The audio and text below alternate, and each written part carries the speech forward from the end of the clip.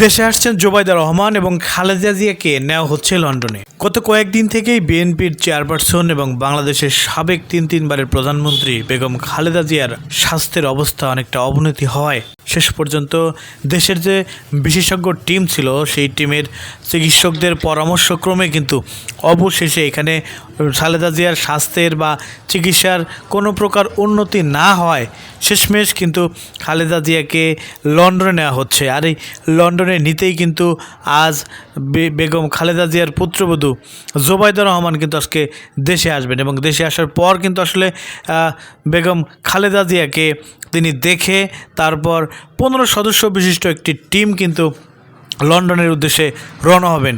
এখন এই যে শুরুতে লন্ডনের উদ্দেশ্যে রওনা হচ্ছেন, এই লন্ডনের উদ্দেশ্যে রওনা হওয়ার জন্য কিন্তু বেশ কয়েকদিন অপেক্ষা করতে হলো। এর আগে যদি নেওয়া যেত তাহলে হয়তোবা আরও কিছু ভালো হইতো বলে মনে করেন অনেকেই।